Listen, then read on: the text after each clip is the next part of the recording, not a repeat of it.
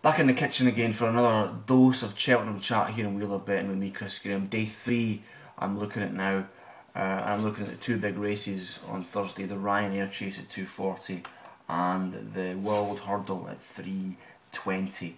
I'll start with the Ryanair. This is a fantastic, really competitive race. Eight horses in this race. I think all have got a chance of finishing in the frame, definitely. There's positives and negatives to each of the runners. It's fascinating. Just looking at some of the key, say the top 6 in the betting, if you like. Alberta's Run, 14-1, won this race twice before, but for me, just too old now at 12 years old. Hasn't run for 11 months either, so that's unlikely for me. Menora, definitely a classy horse, but just runs too many appalling, inexplicable races to have any sort of confidence in this horse.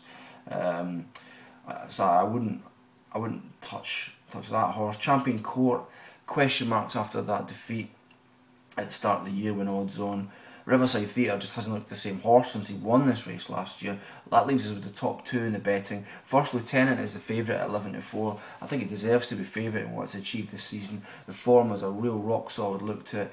He was of course second in the Lexus in that incredible race over Christmas and New Year period in Ireland.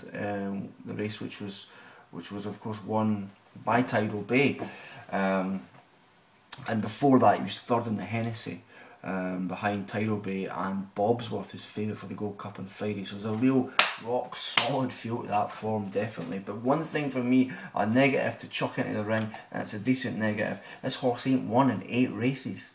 9 races. November 2011 was the last time he won, so that's a negative for me. That's a negative, definitely. So that's why I'm actually going to dodge him, and I'll go with the second favourite, Q Card, to win this race. Just that I like Q Card. He ticks the box right away in terms of Cheltenham form. He won the bumper here in 2010. 4th in the Supreme in 2011 behind the likes of Sprinter Saka and Al Feroff, and he was 2nd to Sprinter Saka in last year's Arkle, only losing by 7 lengths. And what we've seen today, there's a lot of credit for that defeat, and he made Sprinter Saka work that day to get his victory. So his record at Cheltenham, his record at the festival has been really impressive. This season, what's he done? He started off in the Holden Gold Cup, a shade of odds on to win that day, and he won by 26 lengths. Easy peasy. Go on, Q Card. I like it.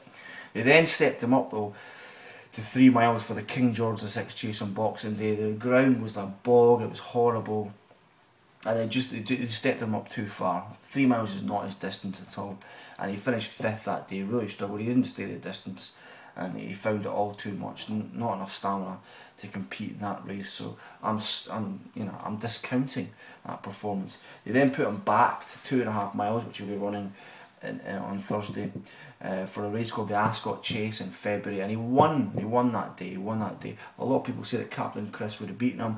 Captain Chris was coming at him at the last and just hit it too hard and fell, but we can never tell. Q Card stayed up and won the race, so that's good enough for me. I like Q Card. He's got Cheltenham form, and just the fact that First Lieutenant hasn't won in 9 races puts me off a little bit. So Q Card for me to win the Ryanair tomorrow at 7-2. I like that. Moving on to the big race of the day, the Ladbrokes World Hurdle at 3:20. Fascinating race, but no big bucks, which is such a shame. You know, he's won it the last 4 years and a real icon of the National Hunt season. He ain't there, of course. So we're left with a lot of question marks, a lot of question marks, and a lot of negatives for these horses. And the market leader is Oscar Whiskey, 4-1 favourite. I can't have him, guys. Cannot have him at all. There's no doubt in my mind that he's the best horse running in this race by far, actually. But the simple thing is he's running at the wrong distance. It's as simple as that. It's like asking Usain Bolt to run in a 300 metres race or a 400 metres race. It's just that he's the wrong distance. He's the best horse, definitely, but he's running at the wrong trip, the wrong distance. So I can't have him at 4-1 favourite. I'll start off with an each way shout, and it's Mad Place at 12-1. I think he deserves to be back from an each way point of view tomorrow. He was 3rd in this race last year, just as a young 5-year-old. He finished ahead of Oscar Whiskey, who finished 5th in this race last year. He's run twice this year. Looked at the time like he struggled, but when you look back at those races, you know, the form's worked out quite well. He was third in the West Yorkshire Hurdle back in November at Wetherby, but the winner that day was Tidal Bay, who's been one of the stars of the season, so no shame in that. And he made a mistake at the third that day, pecked on landing, and that kind of knocked his confidence. Quite a young horse. They then run in the long walk hurdle to Rev de Civilla, who's been the star of this division this season. He was second in that, so again, no disgrace getting beat by Rev de Civilla. So he's just 6 years old. He ran well in the race last year, so I'm convinced he can run well in it again this year. And I think 12 to 1 is too big. Bookmakers have overreacted to his two fairly, you know, justifiable defeats this season. So I think 12 to 1 is too big. So I'm backing him each way. The horse I'm backing to win it, you may have worked out by now, is Rev de Civilla, definitely. He's done absolutely nothing wrong this season. Nothing wrong. And you're getting him at 9 to 2. I think that's a great price.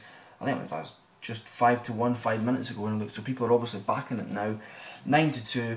He's done absolutely nothing wrong this season. He'd a year off injured. He'd run him over the bigger obstacles, fences. He never really took to that. Took him back to hurdles, and he's been an absolute godsend since then. He was second to Big Bucks in the first big trial race of the season, the long distance hurdle. Big Bucks ain't there on Thursday, of course. Then he won the long walk hurdle at Christmas, beating Smad Place, and then he run again at Cheltenham in January in the Cleve hurdle, and he beat Oscar Whiskey that day. So I mean, he's done it all. He couldn't have really done anything better this year. The only horse he's beat him this season is Big Bucks, and he's the greatest ever at this distance. So for me, Rev de Civilla deserves to be favourite, not Oscar Whiskey. So Rev de Civilla to win for me at 9 to 2, and Smad Place each way at 12 to 1 in the World Hurdle, and in the Ryanair before that I'm backing Q Car to win at 7 to 2. Good luck.